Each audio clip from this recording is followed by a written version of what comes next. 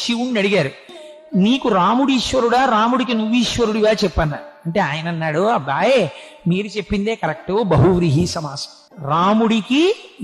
రాముడు నాకు ఈశ్వరుడైనాడు, రాముడే నాకు ఈశ్వరుడు, నేను ఆయన కన్నా చిన్నవాణ్ణి. బయటకు వచ్చారు. చూసారా మేము చెప్పిందే కరెక్ట్ అన్నారు కొంతమంది. అంటే వీళ్ళు అన్నారు, మా శివుడు అంతేనండి, మహాజ్ఞాని, అలాగే మాట్లాడతాడు చాలా వినయంగా, అంతేకాని నేను ఈశ్వరుణ్ణి అనడు.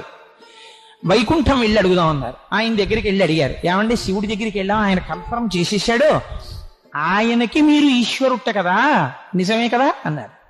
ఇది భోళాశంకరుడు అండి, ఆయన మహాజ్ఞాని, జ్ఞానగంగాధరుడు, కానీ అలా అనడు. చేత్తో త్రిశూలం పట్టుకున్నాడు, త్రిగుణాతీతుడు అయినా అబ్బే నాకేం వచ్చండి, నాకేం తెలుసండి అంటాడు. నమ్మకండి, ఆయనకి నేను ఈశ్వరుణ్ణి గాను, షష్ఠీ తత్పురుష సమాసం, రాముని యొక్క ఈశ్వరుడు ఆయనే నాకు ఈశ్వరుడు అన్నాడు. వీళ్ళు బయటికి వచ్చి అందరూ